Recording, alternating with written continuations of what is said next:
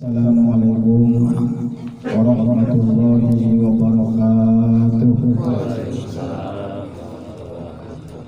Innal hamdalillah nahmaduhu wa hamdihi wa nashkuruhu wa syukruhu wa nasta'inuhu wal musta'an wa na'udzu billahi min shururi anfusina wa min sayyiati a'malina.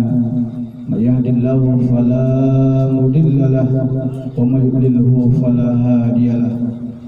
Asyhadu an la ilaha illallah al-malikul haqqul mubin wa asyhadu anna Muhammadar Rasulullah shadiqul wa'dul amin. Wa qala Allah ta'ala fil Qur'anil Karim wa huwal asdaqul qa'ilin a'udzu billahi minasy syaithanir rajim. Bismillahirrahmanirrahim. Qul innal mautal ladzina tafirruna fa innahu mulaqikum summa turadduna ila alimil ghaibi wasyahadah fayunabbi'ukum bima kuntum ta'malun. Wa fi ayatin ukhra ahasiban nasu an yutsraku ay yaqulu amanna wa hum la yuftanun. Shadaqallahul azim. Summa qala Nabi sallallahu alaihi wasallam idza mata ibnu adam inqata amalu illa min salasin sadaqatun jariyah wa waladun salih yad'ulah wa yantafa'u bihi Rasulullah sallallahu alaihi wasallam. Yang sama-sama kita muliakan keluarga besar dari Bapak almarhum Bapak Zohri bin Mukmin, dalam hal ini yang baru saja kita hantarkan menuju Allah Subhanahu wa taala kira-kira 7 hari yang lalu. Mudah-mudahan dengan bacaan-bacaan kita silsilah zikir mulai dari malam pertama, malam ketiga, malam ketujuh ini, mudah-mudahan Allah jadikan almarhum orang-orang yang diterima amal ibadahnya, dimaafkan segala kesalahannya, dan menjadikan qabul jannah. Sama-sama kita muliakan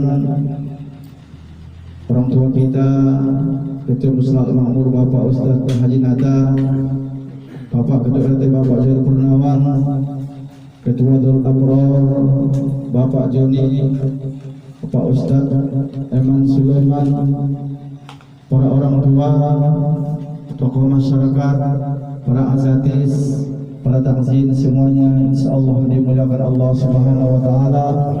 Saya tidak bisa sebutkan satu persatu, namun tidak mengurangi hormat dan takzim saya. Mudah-mudahan seluruh niat langkah kita mendapatkan nilai ibadah di sisi Allah Subhanahu wa taala. Para jamaah sekalian, saya yakin kita menghadiri acara seperti ini bukan yang pertama.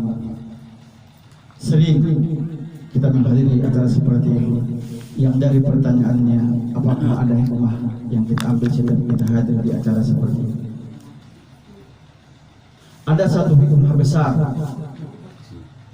ketika kita menghadiri acara tahlilan seperti ini. Saya awali dengan sebuah pertanyaan. Di antara semua rencana-rencana yang kita susun, agenda-agenda yang telah ada di memori kita, baik itu sehari ke depan, seminggu ke depan, bahkan setahun ke depan, pernah enggak terlintas dalam rencana itu? Atau ada enggak di antara ribuan rencana itu kita menyusun satu rencana, yaitu bagaimana nanti indah saat menutup mata? Pernah enggak kita menyusun satu rencana di antara ribuan rencana itu, yang kadang-kadang kita menyusun tahun depan saya akan renovasi rumah, tahun depannya lagi saya akan beli mobil, saya akan jalan-jalan, terus kita punya rencana. Itu tidak salah sebetulnya semua rencana itu. Tapi di antara semua rencana itu, pernah nggak kita merencanakan bagaimana saya nanti saat menutup mata itu dengan tersenyum, atau dengan bahasa lain adalah husnul khotimah? Pernah nggak kita punya rencana seperti itu? Karena husnul khotimah itu tidak bisa dadakan, itu butuh perencanaan yang sangat matang. Dan ini adalah merupakan kesuksesan besar ketika seseorang mendapatkan di akhir hayatnya husnul khotimah. Itulah prestasi besar dalam hidup. Penting merencanakan husnul khotimah itu, karena kata Nabi antara jarak hidup dan kematian itu sangat tipis. Coba bawa perhatikan, banyak loh yang tadi pagi dia masih memakai sepatu sendiri, siangnya sudah orang lain yang mencopot sepatu itu. Sering kita lihat Siangnya dia masih memakai kacamata sendiri, sorenya sudah orang lain yang mencopot kacamata itu. Sore dia masih pakai baju sendiri, malamnya sudah orang lain yang membuka baju itu. Sudahlah panggil, padahal masih banyak rencana-rencana yang direncanakan. Begitu tipis antara kematian dengan kehidupan itu. Maka perlu kita rencanakan. Abu Bakar As-Siddiq, kalau ditimbang imannya selain iman Rasulullah, semua orang beriman di dunia ini, masih beratan imannya Abu Bakar As-Siddiq. Tapi dia masih mendoakan supaya dia jadi husnul khotimah. Pernah nggak Bapak mendengar doa Abu Bakar itu? Apa doanya? Ada 3 yang dia doakan. Allahumma ja'alhu khairu zamanin akhiru wa ja'al khairu amali khawatimuhu wa khairu ayyamin liqa'uka. Ya Allah, jadikanlah masa-masa terbaikku, usia-usia terbaikku adalah akhir hayatku. Karena Bapak semuanya, ketika kita ibadah yang berat itu bukan rokaatnya, tapi apa? Istiqomahnya. Banyak orang yang masa mudanya ibadah, tapi di akhir hayatnya su'ul khotimah. Banyak orang yang di masa mudanya baik, tapi di hari tuanya buruk. Banyak orang yang ke masjid rajin saat mudanya, tapi setelah tua tidak bisa hadir ke masjid. Rajin ke taklif, setelah tuanya tidak bisa hadir ke taklif. Maka yang dia minta apa? Khairu zamanin akhiru, ya Allah, jadikanlah di antara semua umurku yang terbaik adalah saat menghadap Allah Subhanahu wa taala.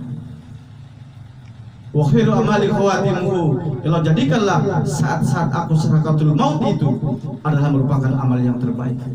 Kita mohon kepada Allah, saat kita meninggal itu, saat kita sibuk baca Al-Quran, saat kita menikmati nikmatnya sholat berjamaah, nikmatnya tahajud, nikmatnya sholat duha, nikmatnya sedekah, kita mohon kepada Allah, jangan sampai di hari itu kesibukan kita bukan urusan ibadah kepada Allah. Kita mohon kepada Allah saat-saat hari kita itu adalah saat kita menikmati ibadah itu. Itu Abu Bakar yang dijamin oleh Nabi masuk surga, masih memohon kepada Allah husnul khotimah. Begitu pentingnya husnul khotimah itu. Maka pertanyaan selanjutnya, apa yang kita lakukan supaya kita bisa husnul khotimah? Kata Nabi, pertama adalah taubat. Taubat itu ada 2. Pertama, taubat dosa kepada Allah, yang kedua dosa kepada manusia. Introspeksi, taubat itu adalah tabayatu taubatan, kembali. Coba kita bayangkan kalau seandainya besok yang giliran kita dipanggil Allah Subhanahu wa taala, kita sudah punya bekal atau tidak? Coba kalau dengan kondisi sekarang Allah cek seluruh ibadah kita, cara berwudu kita, sholat kita, coba kita cek sendiri. Sejak kita akil balik saat kita mulai sampai sekarang, berapa sholat kita yang khusyuk, yang ingat kepada Allah?